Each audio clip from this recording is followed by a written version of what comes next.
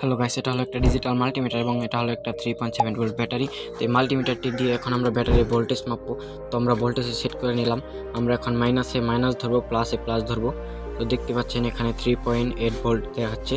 তো এখন এটার আমরা বিপ মোড চেক করব, মানে বাজার মোড চেক করব। তো সেজন্য আমরা বাজার মোডে সেট করে নিলাম।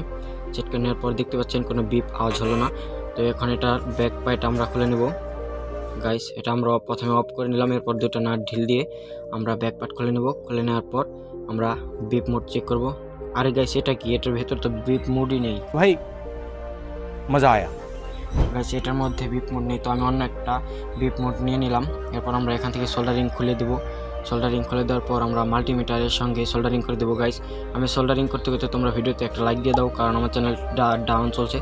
তোমরা প্লিজ একটা লাইক দিয়ে চ্যানেলটি সাবস্ক্রাইব করে দাও, তাহলে আমার চ্যানেলটা খুবই তাড়াতাড়ি গ্রো হয়ে যাবে এবং তোমরা এরকম প্রজেক্ট ভিডিও দেখতে পাবে। তো গাইস, আমাদের এখন কাজ শেষ। তো আমরা দেখতে পাচ্ছেন আমরা সব আগের মতো করে লাগিয়ে নিলাম এবং লাটগুলোকেও টাইট দিয়ে দিব ভালো মতো করে। তো গাইস, দেখতে পাচ্ছেন এখন আমাদের বিপ মোডটা কিন্তু খুব সুন্দর মতো করে কাজ করছে। গাইস, ভিডিওটি ভালো লাগলে অবশ্যই একটি লাইক দিয়ে চ্যানেলটি সাবস্ক্রাইব করে দিবেন। গাইস, দেখতে পাচ্ছেন বিপ মোড আওয়াজ হচ্ছে।